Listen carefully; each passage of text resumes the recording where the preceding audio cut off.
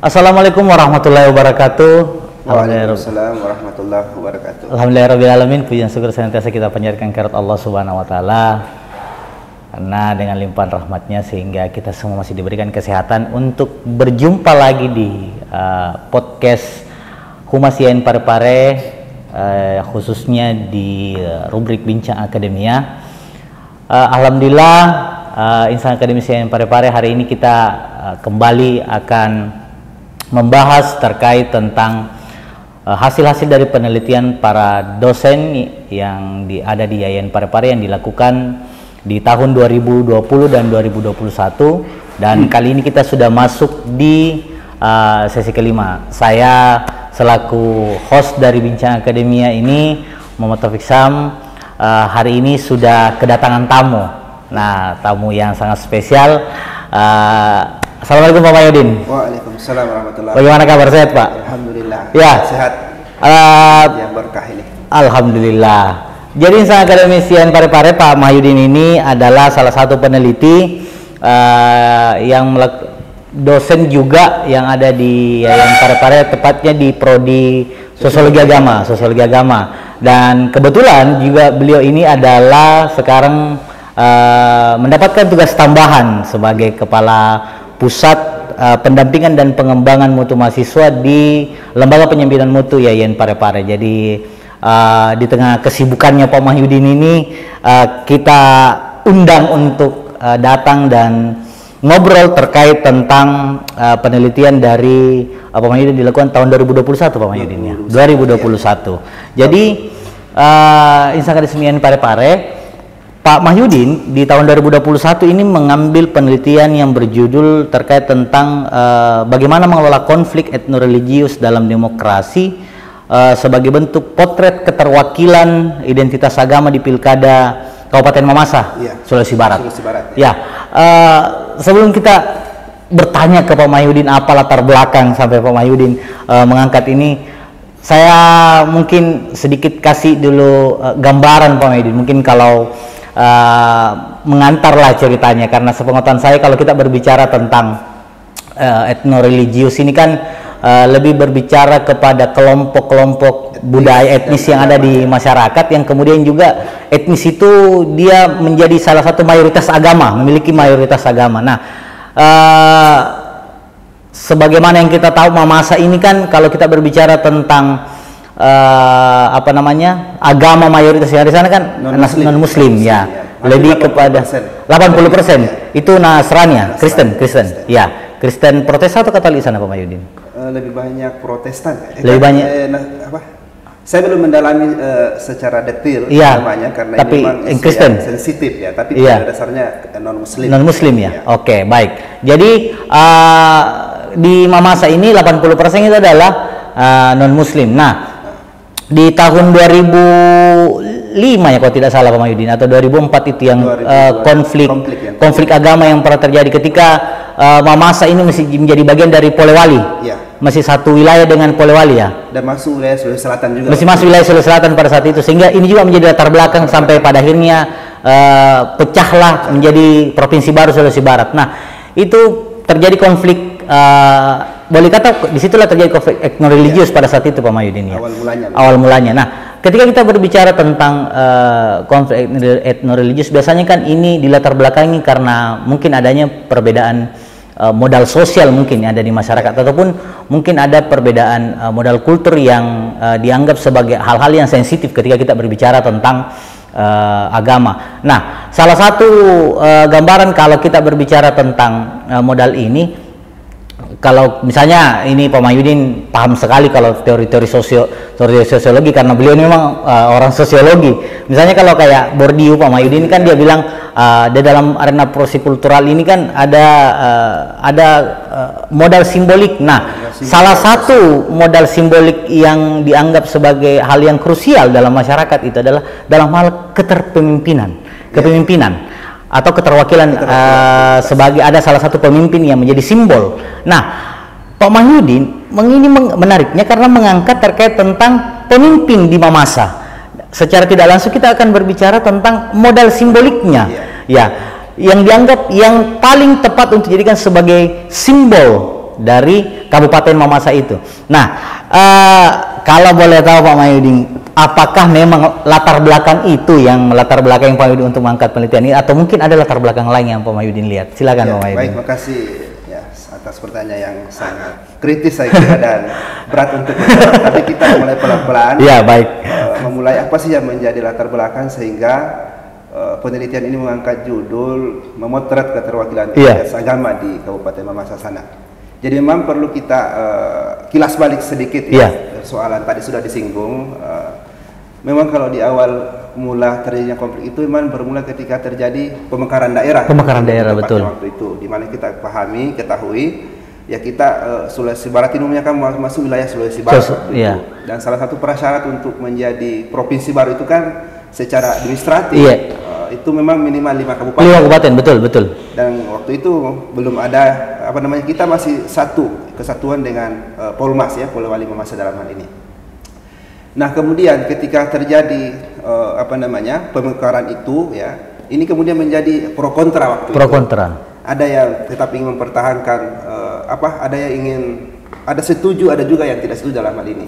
Dalam kaitan ini adalah ya kita kepahami kan pusat konflik ini berpusat di yang dikenal dengan ATM, Arale Tabulahan, Mambi. Oh, Mambi. Dan Mambi ini adalah pusat basisnya Islam. Dan itu berdasarkan referensi yang saya baca dan kajian-kajian terdahulu dari para peneliti yang juga konsen di sana, memang di Mambi ini mayoritas Islam dan itu dia tidak setuju ketika ada pemekaran. Dan dia lebih memilih tetap bergabung di daerah Polewali dalam hal ini yang mayoritas Islam. Apalagi ya terlebih lagi pusat daripada kabupaten ini kan ditempatkan di Mamasa ya. Dan kita ketahui Mamasa ini juga dalam tanda petik memang mayoritas non muslim. Dan itu sangat rentan terjadi yang namanya mobilisasi atas nama agama. Betul. Itu yang pertama saya kira. Yang kedua, apa yang menjadi latar belakang yang kemudian menarik untuk dikaji di dalam penelitian ini adalah ya kalau kita baca penelitian mutakhir dan termasuk misalnya temuan daripada Wahid Foundation ya, salah satu lembaga sosial yang konsen dalam isu-isu agama, isu-isu intoleransi sosial.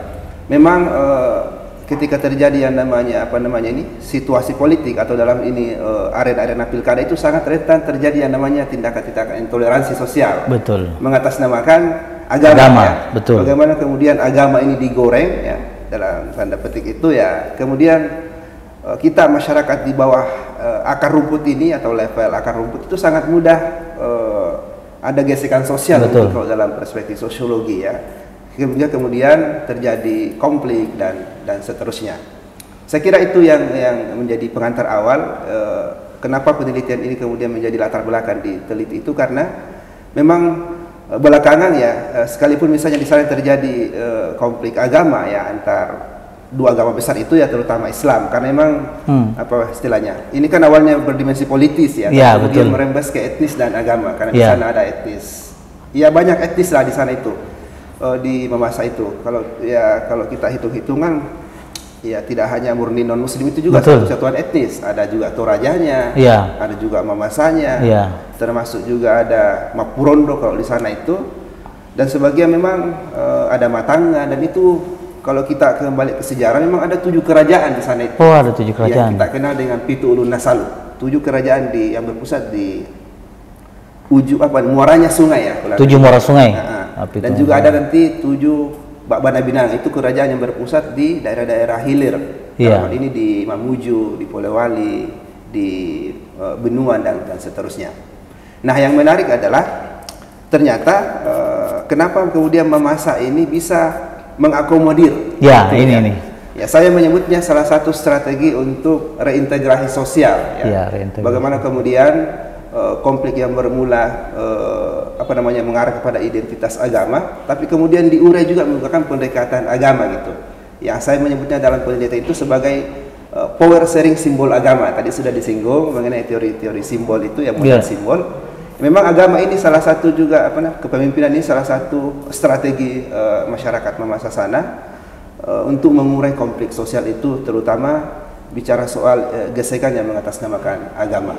Oke. Jadi kalau misalnya kita bicara tentang reintegrasi tadi yang Pak Mahyudin bilang, apakah memang ketika konflik ini terjadi di pasca konflik yang terjadi di Mamasa ini, memang apakah sudah terbangun kontrak sosial dengan masyarakat yang ada di Mamasa bahwa ketika nanti kita memilih pemimpin, misalnya bupati dan wakil bupati di Mamasa ini, ya sudahlah kita baku bagi saja, misalnya bupatinya non muslim dan wakil bupatinya muslim, ataupun sebaliknya, apakah memang sudah ada pembagian seperti itu, atau dikasih saja kebebasan, misalnya kita akan mencalonkan ini, setiap pasangan calon ini harus mengambil bukan satu agama untuk menjadi bupati dan wakil bupati, harus seperti itu.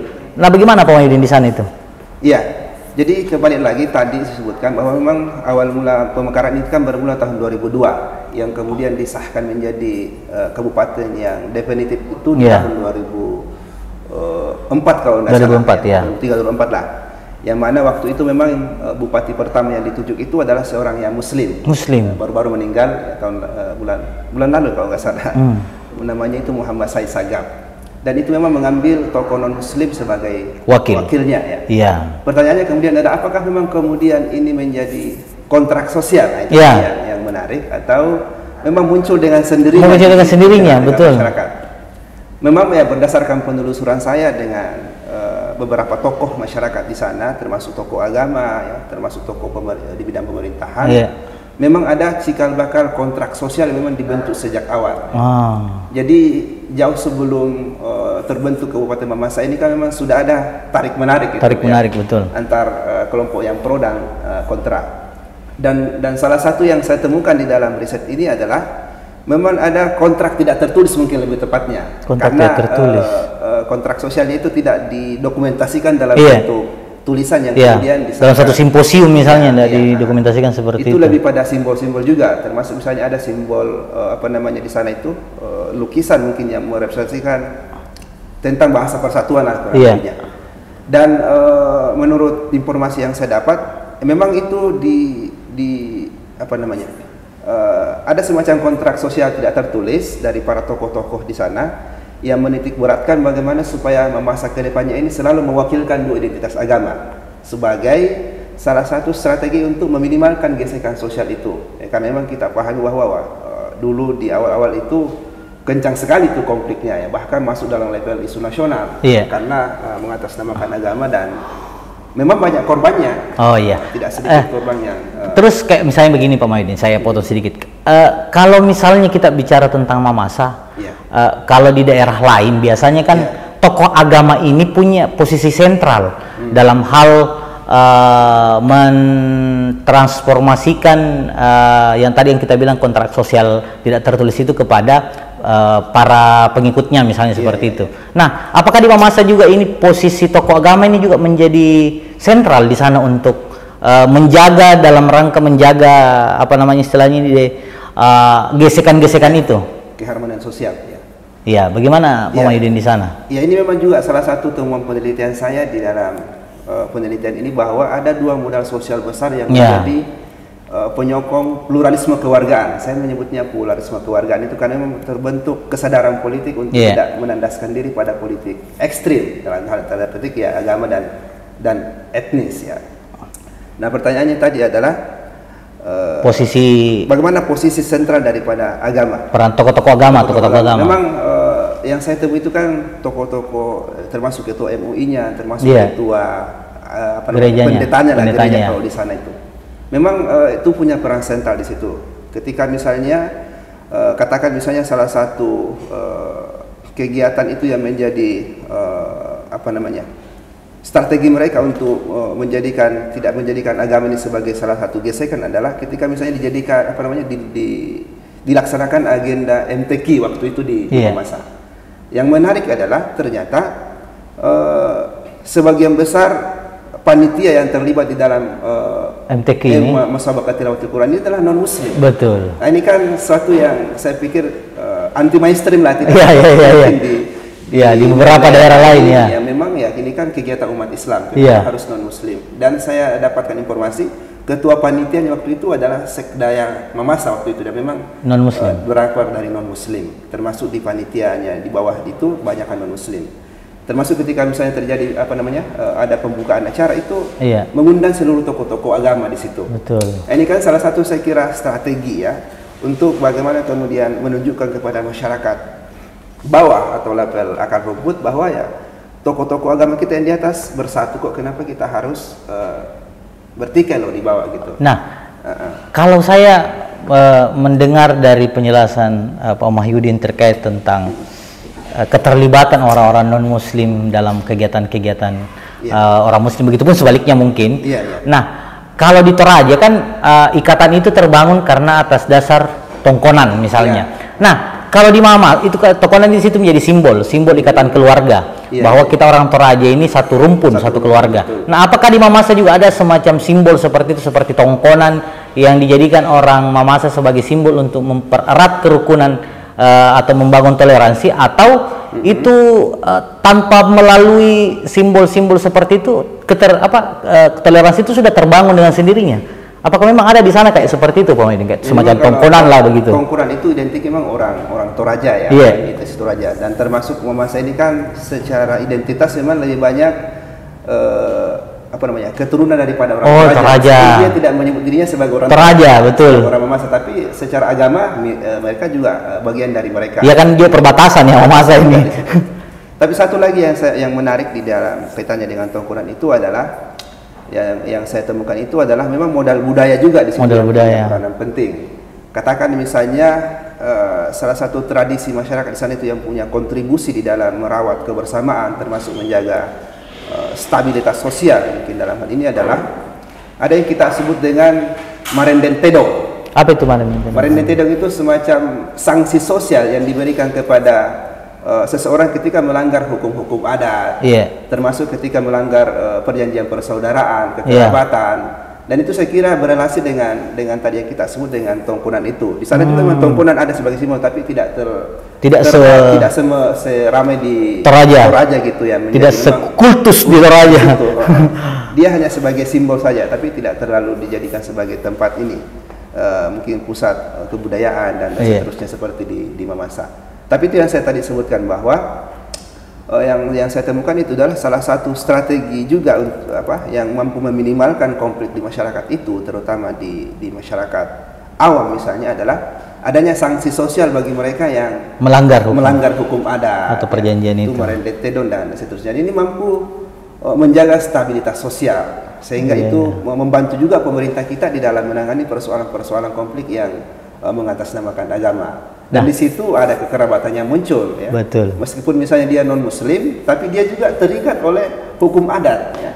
Itu yang menarik di situ. Nah, kalau misalnya Pak Mahyudin begini, apakah ini saya cuman menebak-nebak, apakah kira-kira waktu Pak Mahyudin melakukan penelitian di Mamasa di sana, apakah menemukan bahwa ada misalnya contoh ada kasus yang pernikahan lintas agama begitu, pernikahan lintas agama yang mungkin suaminya Muslim dan istrinya non Muslim, dengan tujuan untuk salah satunya tujuannya adalah untuk menjaga stabilitas sosial ini. Apakah ada temuan seperti itu ketika Pak Mahyudin melakukan penelitian ini? Ya, saya belum mendalami secara detail tentang perkawinan antar agama itu, tapi yang pasti memang kalau bicara soal kenapa kemudian terbentuk kesadaran kolektif ini, memang tidak bisa diletakkan dengan masalah kekerabatan itu ya.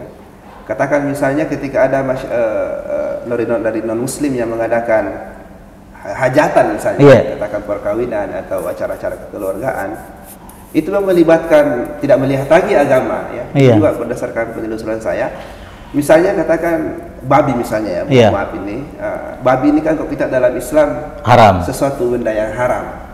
Tapi ketika misalnya saudaranya atau keluarganya, karena memang ada yang misalnya non Muslim tapi saudaranya masuk Islam, ya, menjadi mualaf ya, itu dalam Islam, melaksanakan misalnya semacam hajatan kekeluargaan, katakan acara kematian atau acara syukuran-syukuran, biasanya Islam yang datang itu juga membawa babi gitu. Wah, luar biasa. Nah, itu kan menurut saya suatu kearifan lokal ya.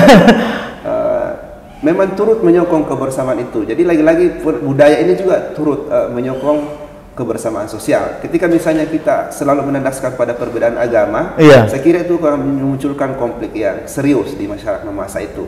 Tapi memang faktor budaya ini punya peranan penting dalam menyokong kebersamaan masyarakat di sana itu. Menarik sekali ya, betul. Kalau misalnya ada acara malah yang Muslim yang ternyata yang bawa babi, wah. Ini yang satu temuannya luar biasa ini. Tapi satu yang menarik lagi, mereka sangat menghargai yang namanya keyakinan itu. Keyakinan itu, betul. Misalnya kalau acara-acara Natalan, dia juga undang Islam datang, tapi dipisahkan makanannya yang halal dan haram. Sama halnya ketika Islam merayakan Idul Fitri, mereka juga ikut datang merayakan. Tapi mereka menyediakan makanan yang memang untuk mereka gitu. Jadi kalau Idul Fitri ini nanti juga dipotongkan babi. Jadi kalau orang Islam ya silakan makan ketupat dengan ayam, ya non Muslim silakan makan ketupat sama babi. Terutama di kantor bupati ya itu. Mereka punya pendukung massa. Memang mereka mengundang, apalagi wakilnya juga non Muslim. Non Muslim ya sekarang wakilnya. Bupatinya yang Muslim sekarang. Dari 2022, 2024 ya, kurang sampai sekarang itu selalu mewakilkan power sharing itu. Kalau Islam bupatinya pasti non Muslim wakilnya, atau sebaliknya Kristen bupatinya pasti non Muslim wakilnya. Itu yang menarik, itu representatif antar identitas agama. Itu bermula sampai sekarang sudah 20 tahun silam berjalan itu. Berarti bisa ini memasa ini jadi potret contoh potret simbol kerukunan yang kalau mau dijadikan inilah contoh Indonesia yang sebenarnya. Salah satunya itu potongannya ada di Mamasa. Nah, seperti itu potret kerukunan itu. Nah, kemudian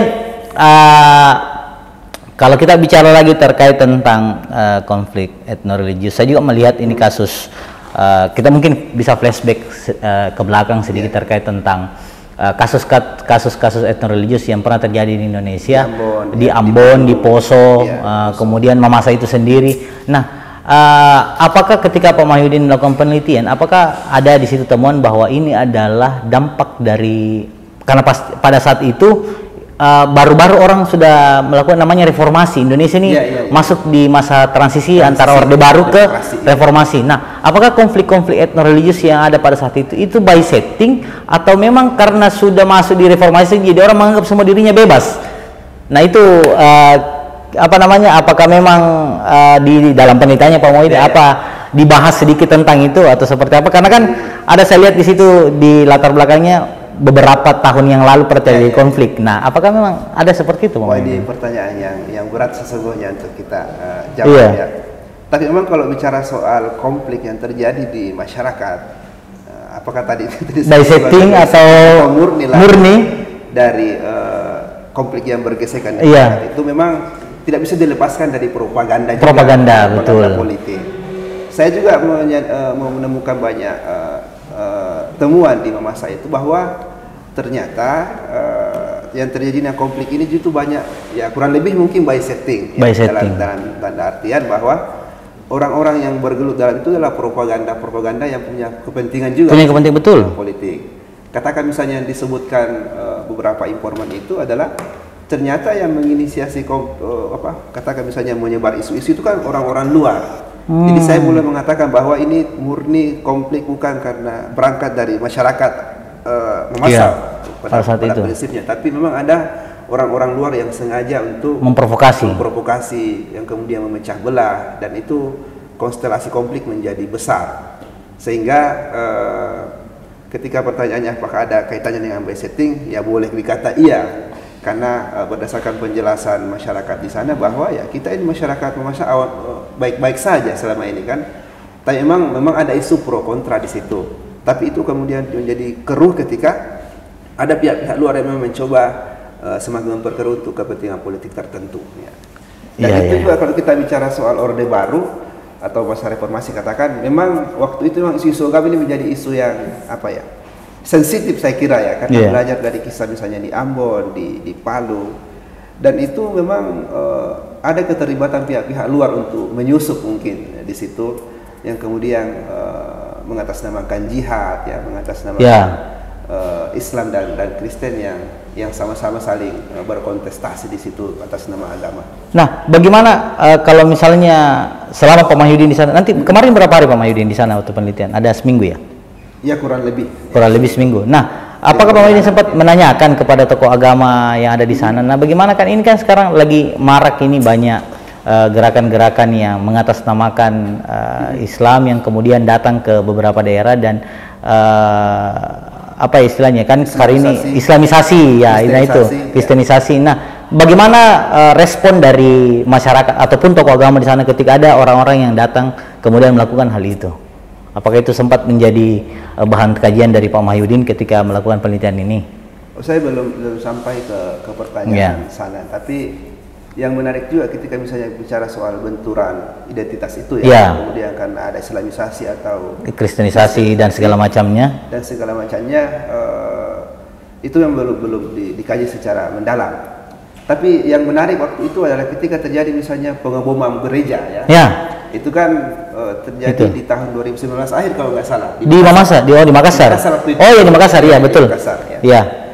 Dan itu ternyata justru masyarakat di sana itu membangun solidaritas. Katakan waktu itu kan dekat-dekat dengan Natal ya.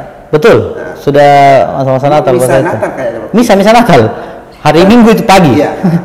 Dan menarik adalah tatkala terjadi ledakan itu, memang masyarakat Islam di sana yang justru datang menjaga gereja. Betul. Dan ini saya kira salah satu strategi mereka untuk menenangkan itu ya, supaya tidak terprovokasi, supaya tidak saling curigai yang kemudian mengatasnamakan agama. Yaitu kan murni persoalan pribadi ya, bukan atas nama agama kemudian datang mengebor di sana, sehingga umat Islam di Mamas waktu itu menginisiasi untuk ikut menjaga gereja waktu itu sebagai salah satu juga bentuk bahwa ya kita ini tidak ada masalah dengan agama di Mamasa ini. Baik, jadi insan akademisi yang pare-pare itu tadi penjelasan dari Pak Mahyudin yang sangat menarik ketika kita mengkaji terkait tentang etnoreligius yang ada di Kabupaten Mamasa. Bahkan boleh dikata hal ini bisa menjadi contoh untuk kita mengkaji di beberapa daerah-daerah lain yang kalau misalnya dia menggunakan pola apa istilahnya ya, pola kepemimpinan yang sama seperti di Mamasa, misalnya kayak di Ambon ataupun di mana misalnya yang ada multi agama. Nah, sementara kalau kita bicara Mamasa ini kan jauh dari teknologi, jauh dari informasi. Sementara kemarin Jakarta justru malah yang sumber informasi, malah terjadi konflik di sana waktu pada saat itu. Kita mungkin sadar dan masih ingat itu yang kasus pilkada Jakarta. Nah, apakah yang saya mau tanyakan, apakah memang arus informasi yang semakin banyak itu justru malah semakin juga memicu konflik, atau karena Mamasa ini kan kalau boleh dikata ini ya agak apa istilahnya, bukan dibilang terbelakang, tetapi bedanya karena dia bukan sumber informasi, sehingga arus informasi di sana itu tidak sepadat yang ada di Jakarta. Nah, apakah itu juga ada pengaruh Pak Mahyudin? Misalnya kayak seperti itu. Ya, saya kira juga punya pengaruh yang signifikan ya. Karena arus informasi ini memengaruhi konstelasi politik. Nah, itu. Belajar misalnya persoalan di Pilkada Jakarta itu kan tidak bisa dilepaskan dari kecepatan informasi betul. Penyebab clash di masyarakat, digital terutama betul di dunia maya gitu. Nah, memang di Mamasa ini kan secara fasilitas teknologi belum secanggih di Jakarta misalnya. Dan itu juga mungkin saya kira perlu penelitian mendalam apakah pengaruh atau tidak. Tapi kalau saya membaca, ya memang kalau kita baca teori-teori demokrasi ya, misalnya belakangan ini kan ada buku itu, Kenapa Demokrasi Mati, bagaimana kemudian internet ini menghancurkan demokrasi ya. Memang ada pengaruh signifikan ya.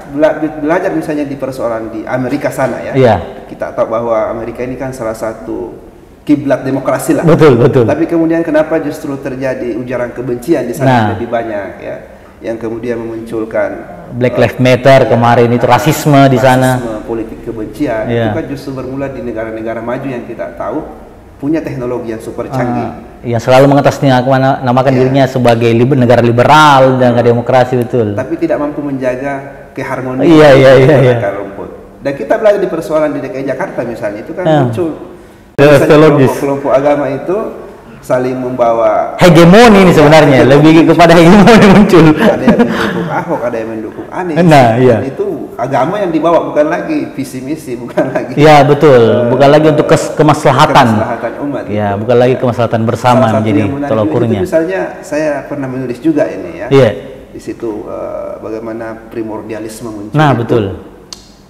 Bagaimana misalnya isu waktu itu yang berkembang adalah tidak mensalati orang yang mendukung Ahok. Betul. Ini kan saya kira di luar dari nalar kita sebagai umat Islam, yang kita paham bahwa mensalati orang meninggal itu kan suatu kewajiban, fardu kifayah. Fardu kifayah. Tapi kemudian kenapa ada hanya saja karena kontestasi politik, kemudian meluluhlantahkan itu kebersamaan sosial kita, ya dalam hal ini menjaga kebersamaan sosial di masyarakat. Dan agama ini saya kira kan salah satu misinya kan membawa pesan-pesan damai. Betul. Ya. Amar ma'ruf nahi mungkar. Sebuah agama itu amar ma'ruf nahi mungkar. Ya, kita mengajak bukan untuk mengejek ya. Ya. Kita pesan damai, bukan pesan permusuhan ya. Itu yang mesti menjadi catatan bersama, sehingga memang mama saya ini, ya saya menyebutnya menjadi role model ya.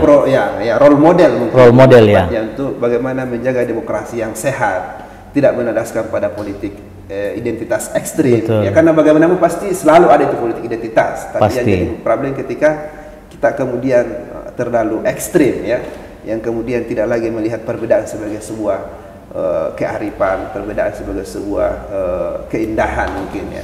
Baik, terima kasih Mama Aidin atas bincang-bincang hari ini. Ya, Insan Akademisi yang Parepare, itulah tadi diskusi kita dengan Pak Mahyudin terkait tentang penelitian beliau yang dilakukan di Kabupaten Mamasa. Jadi untuk adik-adik mahasiswa yang kalau misalnya punya ketertarikan juga untuk membuat penelitian terkait tentang konflik etnoreligius ataupun terkait tentang apa istilahnya identitas agama, khususnya dalam hal momentum-momentum yang pilkada atau pemilu, boleh nanti menjadikan rujukan penelitian dari Pak Mahyudin ini, karena penelitian sudah dijurnalkan juga, kebetulan sudah dijurnalkan. Dan dilanjutkan lagi penelitian selanjutnya. Dan akan lagi dilanjutkan dalam penelitian selanjutnya di tempat yang sama, sebagai ada mengupdate lagi kembali semua data-data. Jadi memang sangat menarik untuk mengkaji penelitian Pak Mahyudin ini lebih jauh. Baik, Insan Akademisi yang Parepare, demikianlah diskusi kita dan bincang kita hari ini, khususnya terkait tentang penelitian-penelitian para dosen yang dilakukan di tahun 2020 dan 2021. Kami ucapkan terima kasih banyak Pak Mahyudin sudah hadir bersama kami di sini di studio. Terima kasih sudah menjadi narasumber untuk Bincang Akademia C5. Ya, jadi sampai ketemu lagi di Bincang Akademia selanjutnya Pak Mahyudin. Ya, mudah-mudahan dengan penelitian Pak Mahyudin tahun ini yang membahas lagi itu bisa lagi mengupgrade pengetahuan kita semua. Diarahkan ke moderasi beragama. Diarahkan ke moderasi beragama, ini jauh lebih menarik lagi terkait tentang itu. Baik, Insan Akademisi Parepare, saya selaku host dari Bincang Akademia ini pamit undur diri. Terima kasih. Bila tidak, assalamualaikum warahmatullahi wabarakatuh. Waalaikumsalam warahmatullahi wabarakatuh.